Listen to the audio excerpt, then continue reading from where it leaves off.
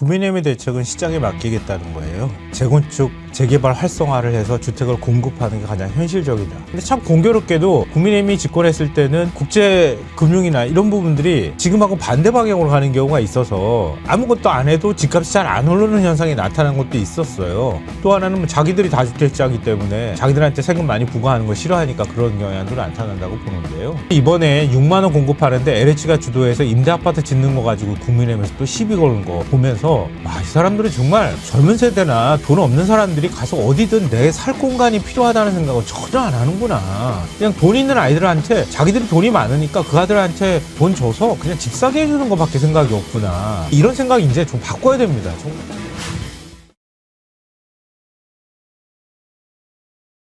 이재명 대통령 제가 어제 적토마에 비유했죠. 정말 싹 쓸어버리는 거죠. 이제는 코스피 잡고 부동산 잡는다. 근데 이게 지금 갈수록 싸움이 커집니다. 왜 커지냐? 국힘당이 자초한 겁니다. 이제 큰일 나게 생겼잖아요. 만약에 부동산까지 해결을 해버리면 뭘 믿고 싸우겠습니까? 지금 내란당에서 벗어나지 못해서 죽을 지경인데 그나마 이제 뭐 부동산 가지고 역시 뭐 진보 정권 들어서니까 부동산가 모르고 땅가 모르고 너네들 대책 100번 내놔 왜 안 되고 막 이렇게 이제 해가지고 하려고 그러는데 야 이거 보통이 아니거든. 어제 아침에 국힘당 최고 회의를 하는데 그 나와서 하는 사람들 얘기를 다 들어보니까 그냥 막 물어뜯느라고 정신이 없어요. 심지어 코스피 5천까지도 그건 뭐 이재명이 잘해서 한 거냐? 뭐 그렇게 이야기를 하고 그다음에 이재명 대통령이 그 트위터에 그거 올렸잖아요. 부동산 잡는 거 오히려 계곡 정비나 코스피 5천보다 더 쉽고 또 할 수 있는 일이다. 이렇게 얘기를 하니까 심지어 계곡 정비 이재명이 한 거 아니다라고까지 얘기를 해요. 이건 사실 왜곡 아닌가요? 그걸 이재명 대통령이 성남시장 때 한 것이 아니라고 이야기하는 것은 도대체 뭘까요? 어제 정말 그 최고위원회에서 입 달린 자들 다 한마디씩 하던데 그중에서 저는 신동욱 최고가 하는 게 아주 가관입니다. 뭐라고 했는지 한번 들어보시죠. 부동산 잡는 일은 남양주 계곡정비라든지 코스피 5천보다 훨씬 쉽다 이렇게 얘기합니다. 계곡정비가 본인이 한 겁니까? 지금 제 옆자리에 앉아 계시는 전 조공환 남양주 시장이 해놓은 것을 본인이 치적으로 가로챘다는 것은 국민들이 다 알고 있습니다. 남의 것을 가로채는 것은 굉장히 쉬운 일이죠. 부동산 문제 그렇게 간단하지 않습니다. 코스피 5천은 어떻습니까? 이게 이재명 정부가 잘해서 한 겁니까? 전 세계적으로 돈이 어마어마하게 많이 풀린 데다가 AI 반도체 특수가 생기면서 삼성전자 하이닉스 같은 일부 대형주가 많이 오르면서 비정상적으로 지금 코스피 주가가 오르는 것입니다. 지금 국민 중에 주식해서 돈 벌었던 사람이 생각보다 많지 않습니다. 김성환 평론가님, 저자가 앵커를 했어요. 그러게요. 그러니까 저런 자가 앵커를 한 그 보도가 얼마나 엉터리였겠습니까? 윤석열 보고 범인 내려온다고 그랬잖아요. 그랬던 당사자예요. 그 범은 지금 어디가 있습니까? 감옥에 가 있어요. 최소한 부끄러움을 알아야 되는데 아직도 저러고 있네요. 그리고 윤석열 지키겠다고 나섰다가 다시 또 지금 한동훈 죽이겠다고 저렇게 펄펄 뛰고 있는 모습 보니까 참 한심하다 이런 생각이 들고요. 앵커할 때 그러면 보도를 어떻게 했을까? 기자들이 뭔가를 이렇게 보도하겠다고 갖고 오면은 얼마나 편향적으로 결정했을까 이런 생각이 들어요. 근데 지금 이제 코스피 5천 얘기도 하고요. 부동산 얘기도 하고 막 여러 가지 얘기를 막 하는데요. 논리가 말이 안 돼요. 제가 볼 때는. 코스피 5천은 가만히 둬도 가는 거고 그러면은 정부가 별로 할 일도 없는데 그러면은 코스피 5천 가는 거 시장에다가 맡기면은 알아서 해준다고 하면 부동산 시장도 아무것도 안 하고 가만히 있어도 되는 거 아닙니까? 시장이 알아서 해주는 거 아니에요? 국민들이 알아서 조절할 거 아니겠어요? 근데 왜 집값 못 잡는다고 난리를 치고 펄펄 뜁니까? 난 저 인간한테 한번 물어보고 싶어요. 그러면 윤석열이가 그대로 있었어도 지금 코스피 5천 됐겠네? 그 시장이 바뀌어가지고 그렇대잖아요. 오늘 뭐 성일종 의원도 그런 주장을 하더라고요. 라디오에서. 자기가 뭐 증권사에서 한 5년 정도 근무해봤는데 정부는 할 일이 없답니다. 그러면 진즉에 할 일 없었으면은 윤석열 정부 때 한 5천쯤 올려놨으면 좋았을 뻔했어요. 이건 말도 안 되는 주장들을 저렇게 하는 거죠. 시장이 뭐 알아서 돌아가면 사실 뭐 바뀌긴 뭘 바뀌어요. 윤석열 때도 AI는 열풍이었어요. 그 미국의 엔비디아 계속 올라갔잖아요. 그 윤석열 때는 주식 왜 안 올랐습니까?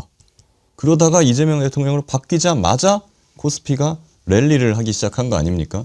그럼 결국에 지도자가 누구냐? 그리고 그 지도자가 어떻게 주식시장도 관련된 정책을 피느냐에 따라서 얼마든지 달려줄 수 있는 걸 보여준 거지 않습니까? 윤석열 수감자자. 윤석열 내란 터지고요. 어느 주식시장이 패닉에 빠졌습니다. 그래서 나흘 동안 증발된 시가총액이 144조 원이었습니다. 나흘 동안 144조 원.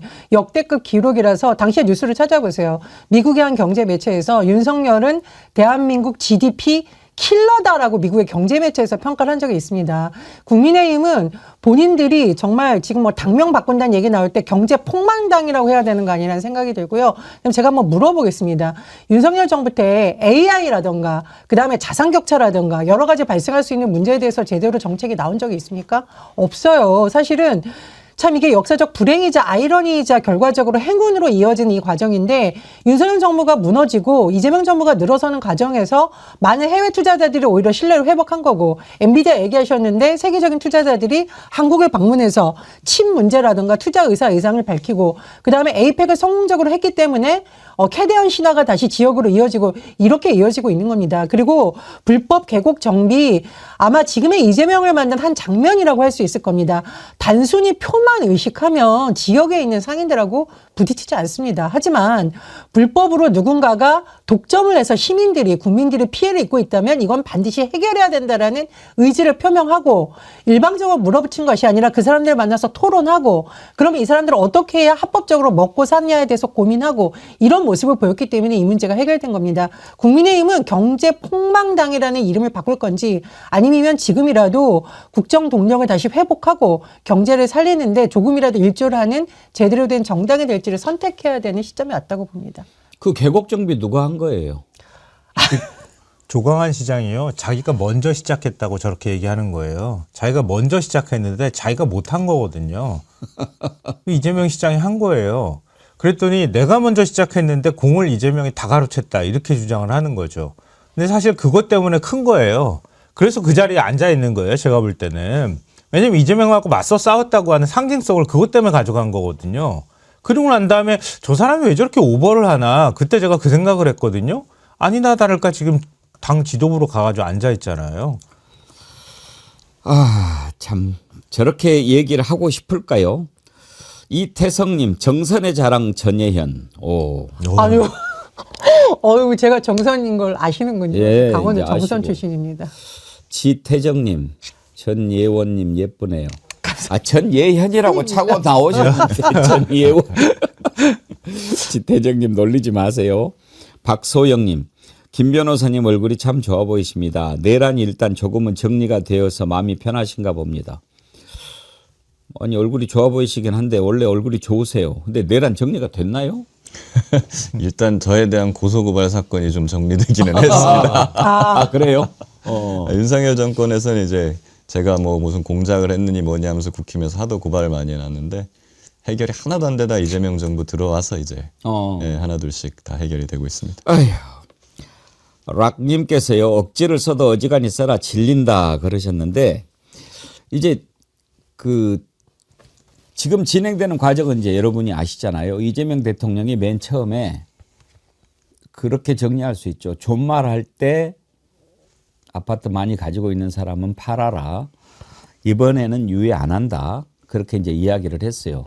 근데 이제 뉴스도 뭐 이렇게 이제 부동산 시장 가서 이렇게 물어보고 그러니까 뭐 별로 뭐 반응 없는데요. 뭐 버티고 뭐 이거 하다 보면 또 넘어가겠죠. 선거도 있고 그러는데 막 이렇게 생각하고 거기에다가 보수 매체 특히 이제 경제지들 이런 것들이 또 이제 부추기는 거예요. 왜 그런다고 생각하십니까? 어제도 이야기를 했는데 건설사들이 언론사를 많이 가지고 있다니까요.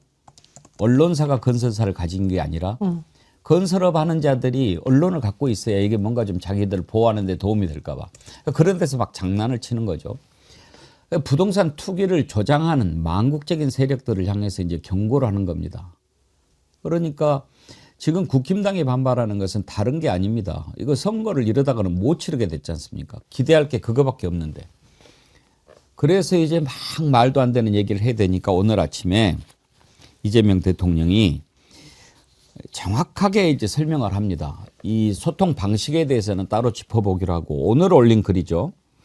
부동산 투기로 불로소득 얻겠다는 수십만 다주택자의 눈물이 안타까우신 분들에게 묻습니다.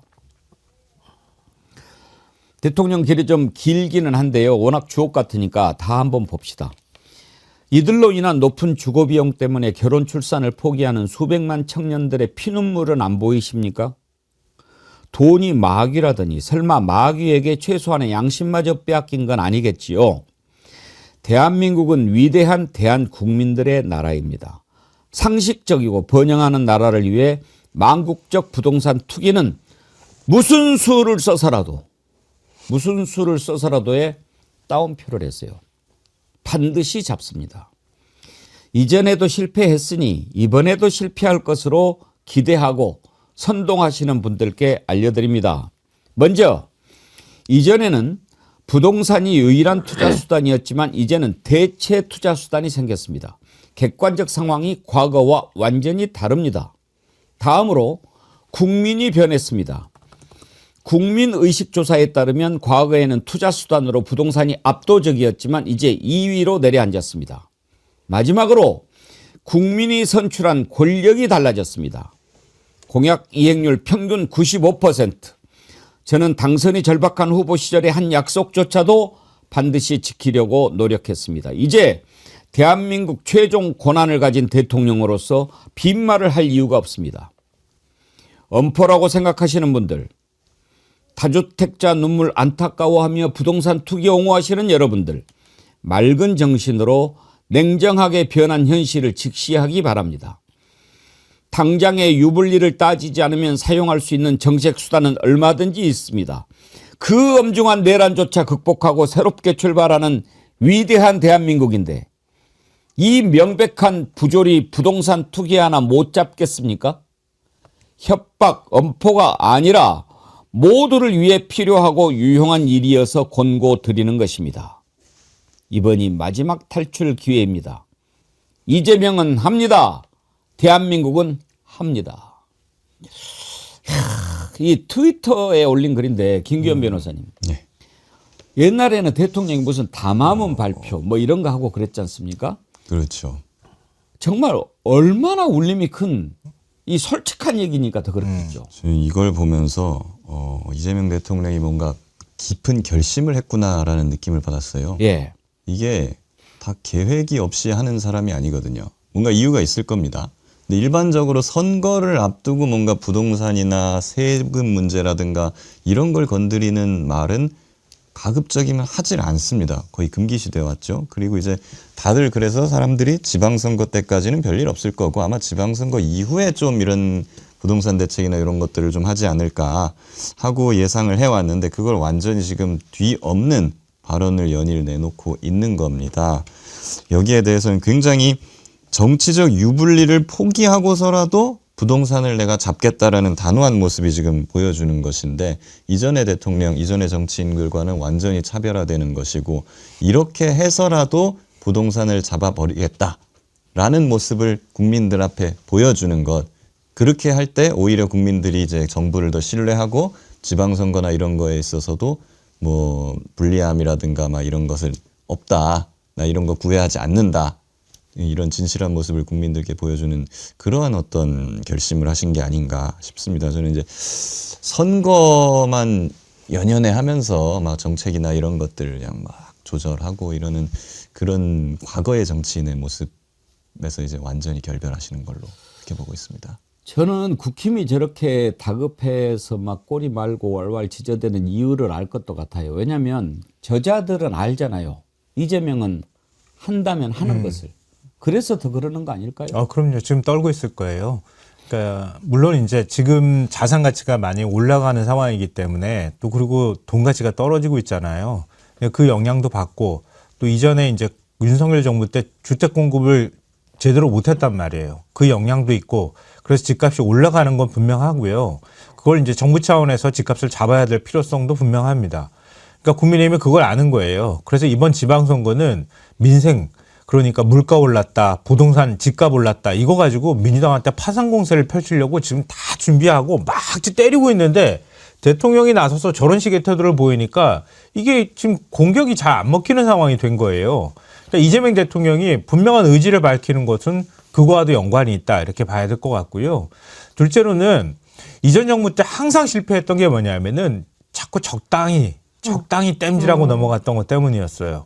그러니까 정책의 신뢰성을 상실하다 보니까 나중에 가서 이렇게 하다가 나중에 다 망해서 나는 원상 회복되고 그리고 집 가지고 난 또 돈 벌 거야, 이렇게 되는 거거든요.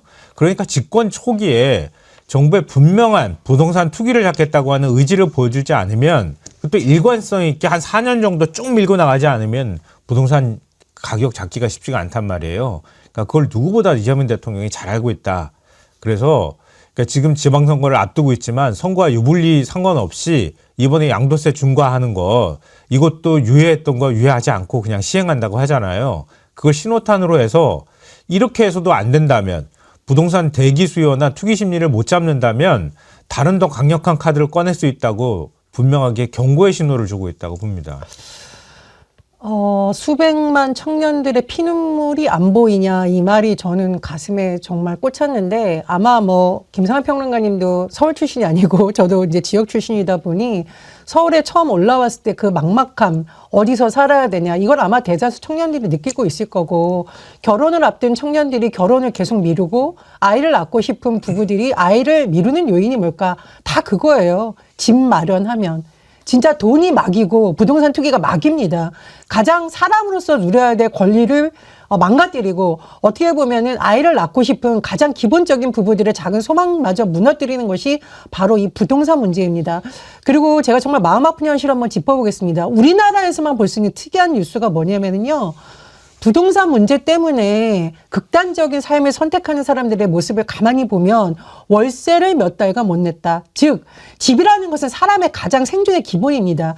다른 건 없어도 살 수 있지만 집은 없으면 살 수가 없습니다. 그래서 전세자금 피해를 본 청년들이 극단적 선택을 하거나, 월세를 몇 세씩 미루는 새 모녀가 극단적 선택을 하거나, 아니면은 전세에 몰려서 그 전세자금을 마련하지 못해서 외곽으로 가는 사람들이 싸움을 자주 하는, 부부싸움 하는 모습, 이게 우리나라 드라마나 영화에 굉장히 자주 등장하던 단골맨입니다. 돈이 막이다. 부동산 투기 막이 아닙니까? 그거 이제 잡아야 되는 거 아닙니까? 선거 앞두고 계속 미루면 못 잡습니다. 전 진짜 깜짝 놀란 게, 이재명 대통령은 정치꾼이 아니라 정치가다, 제가 판단한 부분이 바로 이 대목인데, 제 주변에 많은 선거 전문가들이 민주당이 정치 이기려면 부동산 문제는 끝날 때까지 얘기하지 말아야 된다는 얘기를 많이 했었거든요. 우리가 그냥 어물쩍 넘어가던 이 공식을 이제 깬 겁니다. 국민 여러분께 한번 묻고 싶습니다. 집값 걱정이 없다면 이게 과연 특정 정당이나 특정 국민에게만 좋은 문제일까요? 저도, 어쩌면 이 방송을 보고 있는 많은 분들도, 그 분들의 자녀들도 좀 행복한 대한민국 될 수 있지 않겠습니까? 저는 이재명 대통령의 결단에 좀 더 많은 국민들이 힘을 모아줄 때 부동산 투기 잡는다는 것은 꿈이 아니라 정말 이재명은 합니다. 현실이 될 거라고 봅니다.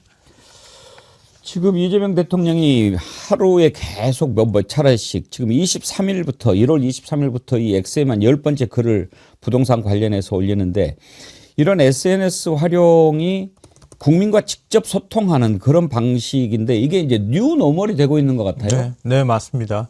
그러니까 우리 재래식 사고도 이제 바꿀 때 됐어요. 예. 재래식 언론도 이제 끊어야 된다, 뭐 이런 얘기들도 하지만, 그러니까 SNS 소통 방식은 젊은 층한테는 이거 익숙한 거예요. 근데 지금 언론이나 정치권이나 이런 곳에서는 대통령이 가볍게 저게 뭐야. 그리고 저게 대통령이 완성된 뭔가 그림을 그리고 딱 국민들한테 제시해야지, 뭔 소통한다고 뭔가 논란을 만들어. 피곤해. 뭐 이런 얘기 하는데요. 그건 SNS 정치 자체를 잘 모르는 거예요. 이제 시대가 많이 지났습니다. 그러니까 대통령이 그러면은 뭐든지 완성된 걸 국민한테 얘기를 해야 됩니까? 그럼 소통할 필요가 없잖아요. 국민들의 의견을 듣는 거잖아요. 그러니까 어떤 반응을 보이는지 보고, 그리고 의견을 듣고 난 다음에 어떻게 입안을 할지를 결정하는 거. 이게 오히려 소통에 가깝거든요. 이건 뭐 이재명 대통령만 하는 게 아니고요. 전 세계 지금 정치인들이 다 대체적으로 하는 겁니다. 근데 우리가 약간 좀 엄숙주의 같은 데 빠져 있는 것 같아요.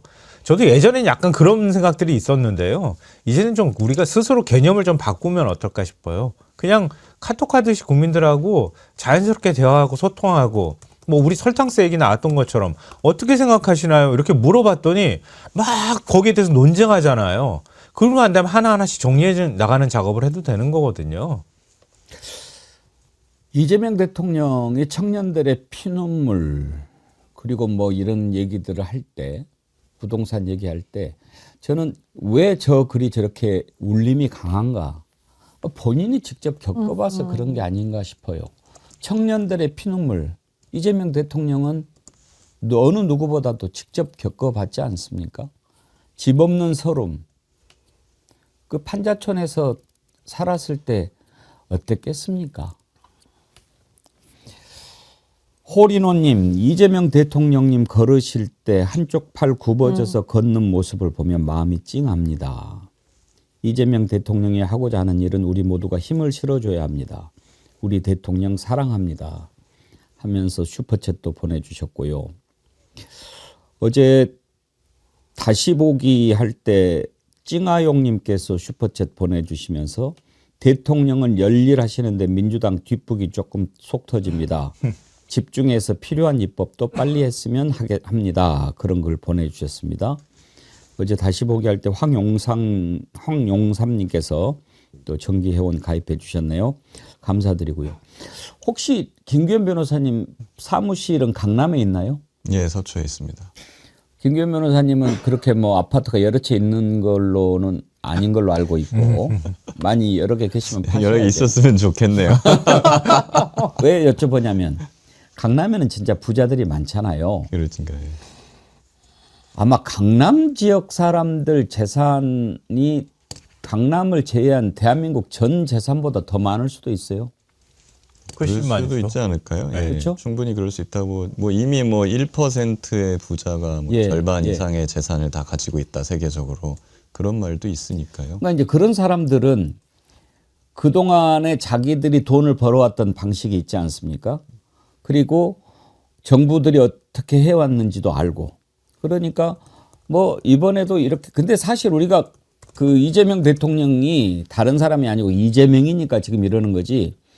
그 전에 여러 번 정부가 이렇게 한다라고 해서 따라갔다가 속았던 경험이 있기 때문에 이번에도 그러지 않을까 하는 생각이 있는 것은 이해가 되는데 잘못된 것을 바로 잡자고 하는 거지 않습니까? 그리고 이재명이잖아요. 그러면 이번에는 강남도 좀 움직이지 않을까 싶은데 어떨까요?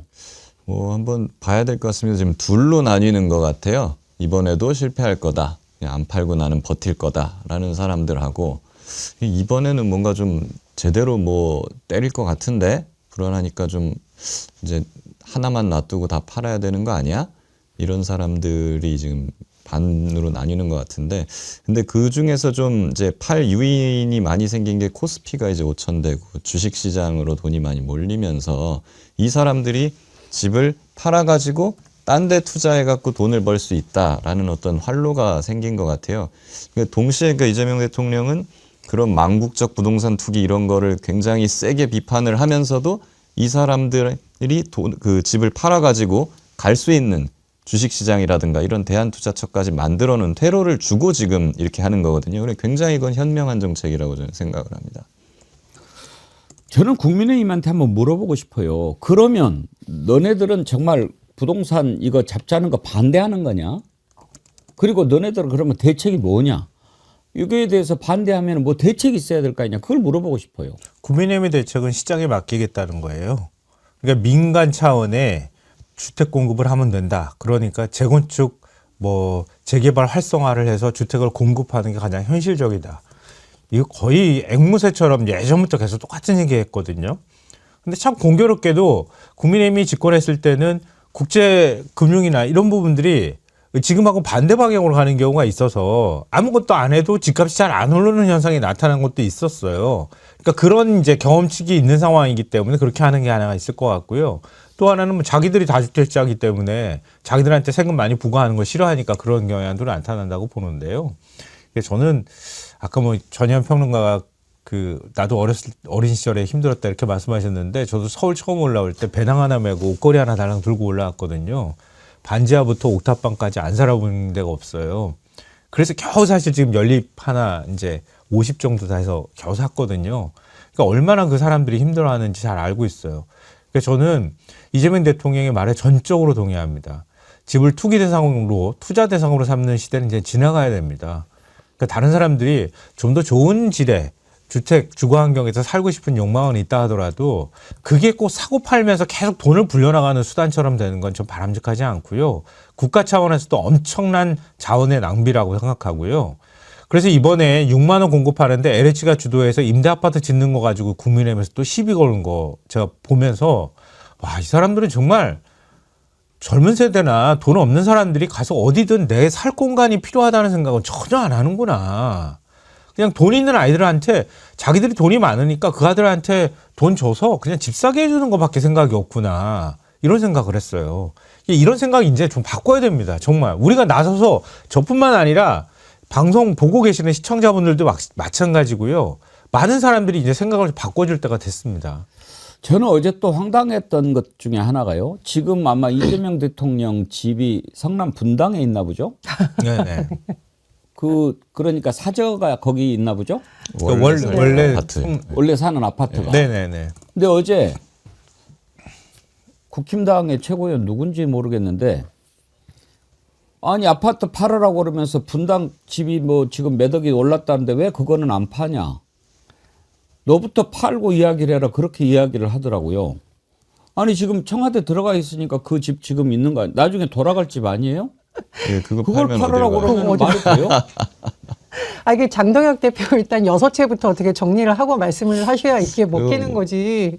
지금 공무 때문에 관저에 머무는 거잖아요. 그건 자의적으로 선택할 수가 없는 거고, 그 다음에 이제 관저에 머물게 하는 여러 가지가 있는 거잖아요. 국가 비상사태에 있어서 빨리 대응을 하기 위해서 좀 이게 좀 적당한 표현인지 모르겠지만 사실상 뭐 감옥살이라고 하는 표현도 있어요. 개인의 사생활이 없습니다. 그러니까 국가의 공무를 위해서 한 것이지 본인이 뭐 부동산을 어떻게 해보겠다라고 있는 상황까지 끌어들여서 하는 것은 너무 좀 이렇게 바보들의 합창 뭐 이런 말이 떠오르는 시점입니다. 본인들은 강남 집을 그렇게 좋아하니까 뭐 윤석열도 초반에 아크로비스타에서 차 타고 출퇴근했잖아요. 뭐 용산으로 뭐 그런 걸 생각하는지는 모르겠습니다만은 아니 뭐 퇴임하고 갈 집은 남겨놔야지. 그걸 그걸 팔라 있어야죠. 그러면 안 그러면 국민의힘에서 뭐 그러면 퇴임한 대통령한테 집을 지어주는 법이라도 하나 만들어 놓고 한번 그런 소리를 하든지요. 아니 그냥 계속 청와대에 살게 해주겠다는 거 아니에요?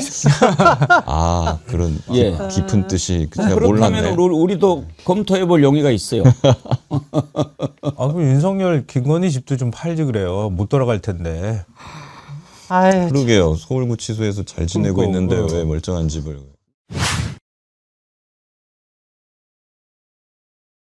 보수 언론, 경제지, 심지어 이제 진보 언론까지도 매물 잠긴다, 폭탄 양도세 이런 식으로 지금까지 기사를 썼던 게 맞아요. 역대 모든 정권이 사실 부동산 전쟁가에서 결과적으로 다 실패했어요. 금리가 하향 추세로 가고 있기 때문에 이게 위기를 맞는데 저는 대단하다 생각했던 게 아군이든 적군이든 늘 의심을 하죠. 이재명 주변에, 그러니까 청와대 주변에 장관들, 강남 살고 장관들 대다수가 80%가 강남 서초가 집입니다. 청와대, 강남에 집인 사람 많아요. 너네가 잡을 수 있겠어? 이재명도 결국은 눈 가리고 귀 가리고 측근들이 아마 벌거벗은 임금님 만들 거야. 이재명 속여서 기득권이 또 부동산 실패하게 하겠지. 이렇게 의심하는 게 다반사예요. 사실 저렇게 하면 참모들 손해보거든요. 국무회에서 저렇게 말했다는 거는 참모들도 예외가 없다는 거예요.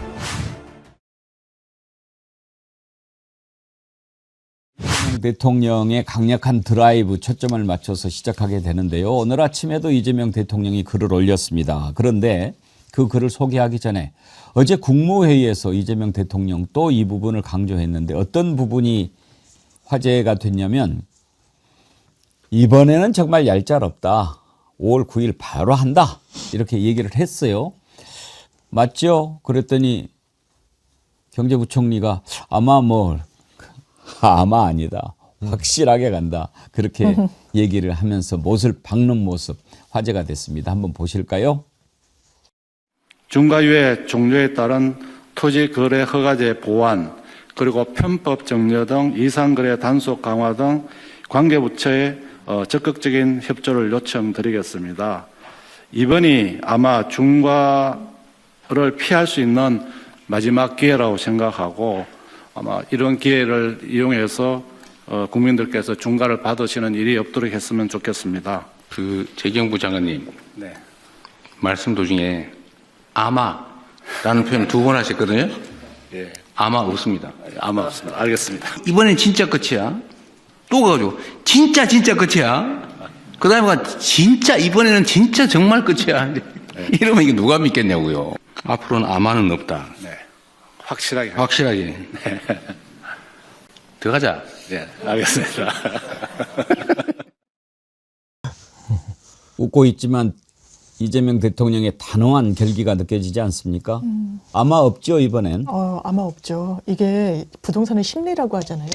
그러니까 사람들이 딱 눈치 보다가 버티면 되겠지. 뭐 이런 것도 다시 부활할 거야. 중과세 유예 지금 이제 끝났지만 언젠가는 또 다시 이 다주택자한테 친화적인 정책이 올 수도 있겠지. 아니라고 단호하게 얘기하는 거예요. 주무부처 장관이 아마 이렇게 되지 않을까 전망 내놨을 때 아마라고 이야기하지 말라고. 이 심리에 정확한 신호를 줘야 되겠다는 강력한 의지가 대통령한테 상당히 있는 것 같고 저는 대단히 긍정적으로 봅니다. 그러니까 많은 사람들이 정말 서울의 일부 지역의 다주택자 위주의 어떤 관점에서 이 부동산 문제를 조망하는 것 같아요. 이 중과세 부여했던 것도 4년 동안 유예를 해줬었습니다. 지금도 빨리 팔라고 했을 때 3개월이나 남았어요. 그리고 계약 체결하고 잔금이 6개월 안에 치러지면은 그것도 세제 혜택은 그대로 주겠다는 거 아닙니까? 이번에는 반드시 하고 지금까지도 이재명이 했던 것처럼 반드시 해낼 거라고 믿습니다. 집 많이 갖고 있는 분들 팔아야 됩니다. 아마 없습니다. 행여나 안 됩니다. 5월 9일까지 팔지 않으면 물론 이제 세입자 대책이라든지 이런 것에 대한 유예는 있지만 그렇지 않고는 당에 낼 수가 없을걸요. 5월 10일부터 그러니까 5월 9일까지 팔지 않으면 양도세가 최대 82.5%까지 올라갑니다. 그러니 뭐 세금으로 다 나가는 거죠. 가지고 있어가지고 옛날에는 유예도 하고 또 오히려 세금 내는 것보다 더 오르니까 가지고 버텼지만 이제는 안 된다 이 말씀입니다. 오늘 아침에도 이재명 대통령이 X에 글을 올렸어요. 이미 4년 전부터 매년 종료 예정했던 것인데 대비 안 한 다주택자 책임 아니냐.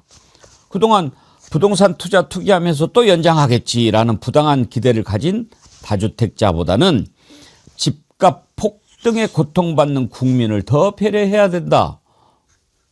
이 말에 누가 토를 달겠습니까? 신인규 대표님.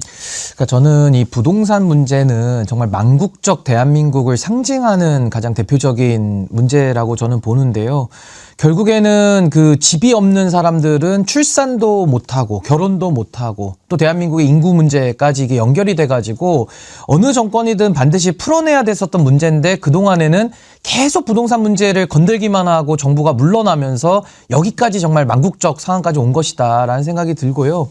무엇보다 부동산이라고 하는 필수재, 의식주를 우리가 모두가 다 누려야 됨에도 불구하고 재산 증식의 목적으로 그 부동산을 가지고 좋은 역세권에 또 좋은 물건들을 혼자서 독식하는 이런 사재기 형태의 시장 교란 행위에 대해서 전 이재명 대통령께서 이제는 부동산을 정상화하겠다라는 말씀으로 저는 들리고요. 예를 들어 아니 10억의 주택을 사가지고 지금 집값이 올라서 50억이 된 겁니다. 그러면 그 차익을 40억을 누리잖아요. 그런 식으로 재산을 증식하는 방법이 과연 적절하냐. 여기에 대한 우리는 질문을 할 수밖에 없는 것이고 오늘도 한국일보 저 사설을 갖다가 대통령께서 인용을 하신 건데 집이 안 팔린다는 겁니다. 그럼 저는 그분들에게 다시 되묻고 싶어요. 비싸게 파니까 안 팔리는 겁니다. 싸게 해보십시오. 저부터도 사겠습니다. 그러면. 그러니까 집값 형성을 높게 해놓고 안 팔린다라고 하면서 대통령께 뭐 호통을 친다, 강압한다 이런 식으로 저항하는 것은 저는 올바른 태도는 아닌 것 같다라는 생각이 듭니다. 이정주 기자님 어제 MBC 보도를 보니까 이제 시장이 움직이더라고요. 그전에는 혹시 이렇게 보다가 이제 막 매물이 막 나오는 것 같은데 오히려 매도자보다 매수자가 더 배짱을 부리는 그런 분위기까지 감지가 된다고 해요. 네. 그러니까 이게 원래 이제 부동산 매물도 특히 사람들은 일반인들은 언론을 통해서 볼 수밖에 없거든요. 근데 특히 보수 언론, 뭐 경제지, 심지어 이제 진보 언론까지도 이 부분에 대해서 뭐 매물 잠긴다, 뭐 폭탄 양도세 이런 식으로 지금까지 기사를 썼던 게 맞아요. 그리고 현실적으로 아무래도 이제 있는 쪽에 있는 목소리가 크거든요. 그쪽이 더 스피커가 크고 더 인터뷰를 잘해주니까 그쪽이 일방적으로 좀 반영이 컸던 것도 맞아요. 그걸 지금 바로잡는 과정이고 저는 이재명 대통령의 이 결단 특히나 가장 높게 평가하는 이유가 뭐냐면 역대 모든 정권이 사실 부동산 전쟁가에서 결과적으로 다 실패했어요. 그러니까 뭐 MB 때는 잡았다지만 그때는 금리가 높았어요. 금융위기에다가 뭐 세곡동 내곡동도 있었지만 전반적으로 집을 살 수 있는 환경이 아니었기 때문에 떨어진 것도 있었거든요. 근데 금리 저금리 시대에 역대 노무현 정권이든 문재인 정권이든 그리고 지금 이재명 정권 때 또 저금리 시대가 왔습니다. 금리가 하향 추세로 가고 있기 때문에 이게 위기를 맞는데 저는 대단하다 생각했던 게 딴 것보다는 이거는 아군이든 적군이든 늘 의심을 하죠. 이재명 주변에 그러니까 청와대 주변에 장관들 강남 살고 장관들 대다수가 80%가 강남 서초가 집입니다. 청와대 강남에 집인 사람 많아요. 너네가 잡을 수 있겠어? 너네 측근이 다치는데 네 주변이 다치는데 이재명도 결국은 눈 가리고 귀 가리고 측근들이 눈 가리고 아웅해서 아마 벌거벗은 임금님 만들 거야. 그래서 이재명 속여서 기득권이 또 부동산 실패하게 하겠지. 정책. 이렇게 의심하는 게 다반사예요. 근데 그걸 정면 돌파한 거예요 지금. 예. 사실 저렇게 하면 참모들 손해보거든요. 이 대통령인데 국무회에서 저렇게 말했다는 거는 참모들도 예외가 없다는 거예요. 예외가 없습니다 지금. 블루장미님이요. 이정주 기자님 이제 다시 뵐 수 있게 되신 거예요. 바로 오실 걸 왜 그랬어요. 아무튼 좋아요 그러셨는데 다음 주까지 나올 수 있게 됐습니다. 회사에서 그래도 후임 또 패널도 정하고 그러는 시간 필요하지 않느냐 그런 의견을 받아들여서 일단 저희야 너무 아쉽지만 또 회사의 방침이니까 우리가 이해하고 이정주 기자님 아바타를 하나 구해놓으세요. 알겠습니다. 예. 이은주 반장님께서 정어리 TV는 누구의 편도 아닙니다. 그냥 댓글마당이 양쪽으로 갈라져서 싸우며 혼탁해지는 것을 원치 않을 뿐입니다. 각자 다른 생각들은 각자 품고 가시고 이 시간에는 본방에 집중해 주시길 바랍니다. 예, 제가 부탁드립니다. 댓글마당에서 활발한 토론 환영합니다. 그렇게 돼야지요. 그런데 방송이 시작이 됐을 때는 이슈에 집중해 주시고 그 이슈하고 관련이 없는 글은 가급적 안 올려주시는 게 집중하는 데 도움이 되고요. 그리고 지금 며칠 전부터 좀 좋지 않은 글들이 많이 눈에 띕니다. 가만히 이렇게 들여다보니까 의도적이고 좀 조직적으로 들어와서 분탕질을 치는 게 느껴져 가지고 지금 저희가 댓글을 구독한 지 5분 이상이 지난 분들만 그러니까 구독자만 댓글을 달 수 있도록 그렇게 하고 있습니다. 그러다 보니까 이렇게 구독을 누르다가 한 번 더 눌러서 구독이 취소가 된 분도 있는데 그런 분들이 내가 왜 댓글이 안 달리지 놀라시는 분이 있는데 자기 혹시 구독 안 돼 있는지 한번 확인 한번 해주세요. 우리 신인규 대표님 진행하는 시방쇼도 그렇게 하고 있죠? 요즘은 이제 그 모드 자체를 예. 구독자 전용 모드로 많이들 하고 있고 시방쇼도 구독을 하셔야지 이제 댓글을 쓸 수 있도록 이렇게 조치를 해놓고 있습니다. 그렇죠. 예. 그 참여하고 그리고 이제 자기 의견을 밝히는 게 좋은데 근데 이제 구독하지 않고 뭐 쓸 수도 있지만 되게 그런 분들이 또 좀 분탕질을 치고 가는 경우가 많아가지고 저희도 그걸 한번 도입을 해봤습니다.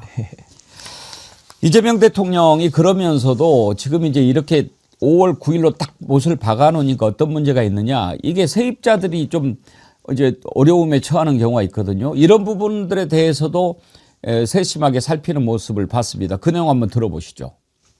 안 따르고 버티고 힘써가지고 바꾸는데 영향을 줘서 바꾼 사람만 득보고 이러면 이게 공정한 사회가 되겠습니까? 비정상적인 사회로 자꾸 하잖아요. 지금 살고 있는 세입자의 임대 기간까지는 뭐 예외적으로 한다든지 해서 세입자들이 6개월 안에 못 나갈 상황 또는 3개월, 6개월 안에 못 나갈 상황 그런 경우에 대한 보완 방안 대안은 한번 검토를 해보시죠. 네. 장유미 대변인님, 네. 세입자 보호는 매우 또 중요한 부분 아니겠습니까? 맞습니다. 이 부분과 관련해서도 그러면 이 집주인들이 집을 이제 내놓으면서 이 했을 때 세입자들이 갈 수 있는, 왜냐면 이제 전세를 이 필요로 하는 그 수요도 분명히 있기 때문에 이게 아기가 시장에서 안 맞는 거 아니냐라는 일각의 이런 우려도 나와서 대통령이 그 부분까지 정확하게 챙기라고 이야기를 하는 것 같고요. 전 대통령이 이런 부분과 관련해서도 그러니까 정치권에서 항상 문제제기 방식이 우린 이런 정책을 하고 세금 혜택이란 것도 더 이상 이제 가져가지 않겠고라고 하면 너네는 몇 채 갖고 있는데 너네는 집 파는지 안 파는지 보겠어라는 이 대응이 상당히 나쁘다고 생각을 해왔었어요. 그런데 그런 문제 제기가 또 이번에도 뭐 이준석 대표나 해가지고 제기가 됐고 거기에 대한 제가 개인적으로 놀랍다고 생각했던 건 대통령의 반응이었는데 내가 팔라 말라 참모들한테 그런 식으로 접근하지 않겠다. 오히려 이 정책의 효율성을 정확하게 뽑아내기 위해서 참모라고 하더라도 대한민국 국민 누구라고 하더라도 다주택을 보유하고 있으면 안 팔고는 못 버티게 정책적으로 만들어내겠다. 아, 이게 정답이었구나라는 생각이 들어서 아, 이재명 대통령이 이번엔 반드시 하겠다. 그 코스피 5천도 많은 사람들이 희롱에 가깝게 비웃었었습니다. 국민의힘 정치인들. 거기에 대해서 안 되라, 되지 말아라. 기후제에 지내는 거에서 최소한 탈피해야 되지 않겠습니까? 비판하려면 제발 대안을 갖고 비판하시기 바랍니다. 그러니까 저는 이 부동산 문제가 부의 왜곡과 관련된 문제거든요. 그러니까 뭐 부자를 죄악시하고 악마화하는 게 아니라 정당하지 않은 방법, 부가가치를 늘리는 방법이 아닌 방법으로 부를 독점하는 거에 대해 가지고는 이 부의 왜곡을 어떻게 풀 것이냐. 거기다가 뭐 세입자 보호도 해야 되고 또 무주택자들은 집을 가질 수 있도록 국가가 배려를 해야 되는 거기 때문에 결국에는 부동산 시장이 이게 왜곡된 데에는요. 수요 공급이 안 맞기 때문에 그렇습니다. 다들 살고 싶은 곳은 다 욕망은 똑같고 한 사람이 또 여러 채를 부를 독점하기 위해서 투기적인 또 수단으로서 이 부동산을 활용해 온 것도 현실이기 때문에 전 여기에 대한 수요 공급, 그렇다면 공급에 대해서 새로 짓는 것도 공급이고 많이 갖고 있는 사람이 내놓는 것도 공급의 일환이 되기 때문에 수요 공급책으로 이해를 해야 되는 것이고 모든 제도는 원칙이 있으면 예외가 있는 겁니다. 지금 대통령님께서는 원칙과 예외를 기준을 가지고 운용을 하는 거기 때문에 저는 매우 합리적이고 실용적인 현실적인 대안이다. 전 그렇게 봅니다. 예. 이번 부동산 강력한 드라이브 우리가 관심 있게 지켜보고 있는데 앞부분에도 제가 오프닝 때 말씀드렸지만 이게 수도권 집값 잡기 꼭 그 차원으로 생각할 일이 아닙니다. 나라의 기본을 바꾸는 일입니다. 그러니까 지금까지 어제도 제가 비유를 하나 들었는데 대한민국의 부가 집중이 돼 있지 않습니까? 강남 일부 부자들이 갖고 있는 재산이 대한민국 전체 재산보다 더 많다. 그건 말이 안 되는 일 아닙니까? 그런데 실제로 지금 그렇게 돼 있지 않습니까? 왜 이렇게 됐습니까? 가진 자는 더 많이 갖게 되고 없는 자는 계속 더 없어지게 되는 이런 구조적 불균형을 시정하고자 하는 그 첫 발걸음이 부동산 망국적 투기를 끊어내는 데서 시작이 된다라고 이재명 대통령이 믿고 있기 때문입니다. 그래서 나는 뭐 집도 많이 없고 뭐 그 상관없는데 왜 저기에 저렇게 기본을 바꾸는 일입니다. 불로소득 공화국이라고 우리나라를 부르지 않습니까? 빌딩 몇 채 가지고 있는 사람 무슨 일을 합니까? 돈 쓰기도 시간이 부족하죠. 그런 사람들은 가만히 앉아 있어도 그 건물에서 나오는 소득으로 평생은 물론 몇 대까지 먹고 살 재산이 있습니다. 그렇게 구조가 굳어지면 그 나라는 미래가 없지요. 아무리 내가 땀 흘려 힘들게 일해도 집 한 채 장만할 수 없다라는 그런 절망감에 사로잡히면 어떤 청년이 열심히 일하겠습니까? 이걸 바로잡는 첫걸음이 바로 망국적 부동산 투기를 없애는 데서 시작한다라고 생각하기 때문에 우리가 지지하고 힘을 보태줘야 하는 겁니다. 이재명 대통령이 계속 X에 글을 올리는 것, 이거 즉각 이렇게 소통하는 그 차원도 있지만 우리에게 손을 내미는 겁니다. 여러분, 이거 해야 되지 않습니까? 이재명 혼자 할 수 없지 않습니까? 손 잡아주세요. 우리에게 신호를 보내는 겁니다. 함께 합시다. 그러면 아무리 철옹성 같은 저런 부자들도 손 들게 돼 있습니다. 국민 이기는 거는 아무도 없어요. 아, 우리가 내란도 잡았는데 저거 못 잡겠습니까? 네. 이재명 대통령의 부동산 정책으로 시작된 불로소득 고가국 타파 적극 지지하고 성원합니다.